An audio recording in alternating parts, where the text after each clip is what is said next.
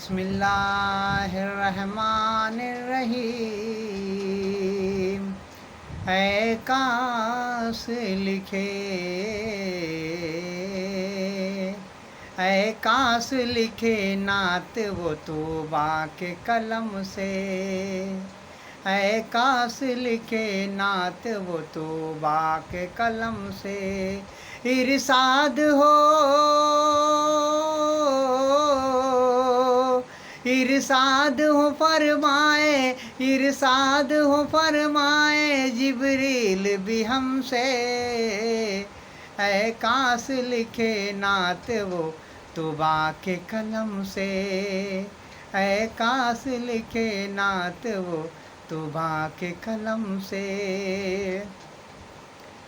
हजरात, रोजी रोटी के ऊपर मैं कुछ बोलना चाह रहा हूँ आप लोगों से कि अल्लाह फरमाता है कि जिस तरह तुम कमाना चाहोगे, जिस तरह तुम नियत रखोगे, उस तरह मैं रोज़ी दूंगा।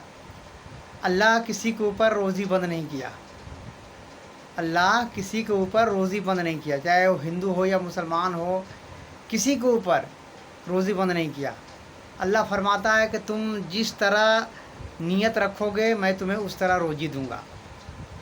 तो आप देखते होंगे कि कितने चोर होते हैं जो खुदा का नाम लेते हैं और निकल जाते हैं काम को। तो अल्लाह चोर के ऊपर भी रोज़ी बंद नहीं किया। क्यों? अल्लाह फरमाता है कि तुम जिस तरह नियत करोगे उस तरह मैं तुम्हें रोज़ी दूंगा। तो एक चोर का नियत है मैं चोरी करूंगा, तो अल्लाह उसको उस तरह दे रहा।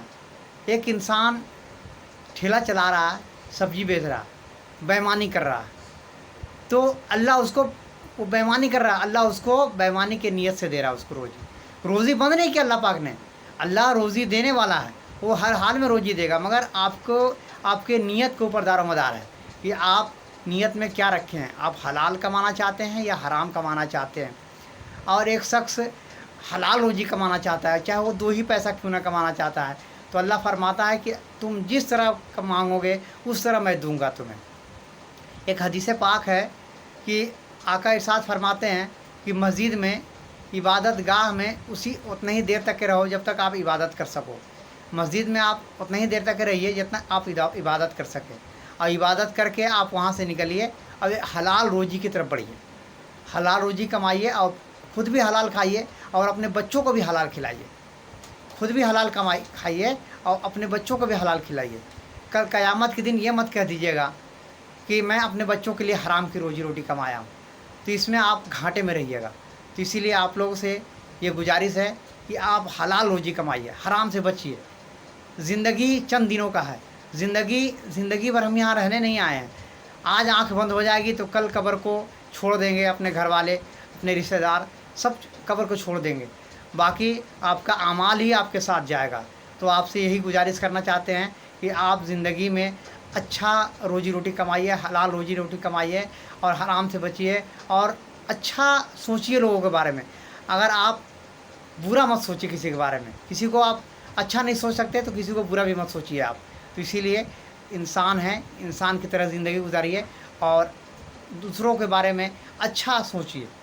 अच्छा सोचिएगा तो आप यहाँ भी कामयाब होइएगा और अल्लाह के रसूल के, अल्लाह के बारगाह में भी आपको पेश होना है, तो आप वहाँ भी कामयाब होइएगा। कल क़यामत के दिन अल्लाह पूछेगा आपसे कि आप क्या लेके आए हो, तो आप क्या जवाब दोगे। इसीलिए ज़िंदगी में अच्छी ज़िंदगी गुजारिए, बेहतरीन ज़िंदगी गुजारिए। एक हदीस पाक है कि दुनिया में जितना गुनाह कर लीजिए आप, अब हम गुनाहगार हैं, सियाकार हैं, फिर भी महबूब की उम्मत में हैं, तो हम कितना भी गुनाह कर ले, हर गुनाह का माफ़ी है, हर गुनाह का माफ़ी है, मगर एक गुनाह ऐसा है कि वो उसका माफ़ी नहीं है।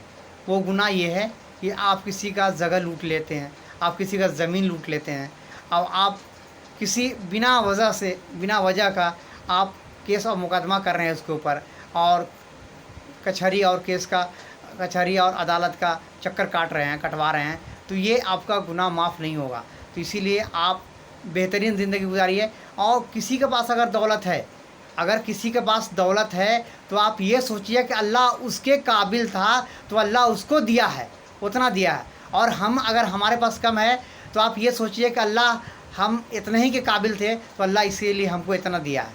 تو زندگی میں آپ اگر دوسروں کو اچھا سوچیے گا تو آپ کا زندگی اچھا سے گزرے گا، بہترین گزرے گا.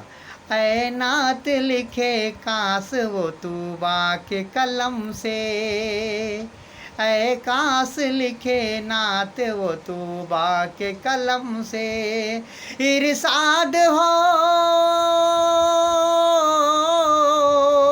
ارشاد ہو فرمائے، ارشاد ہو فرمائے جبریل بھی ہم سے. السلام علیکم.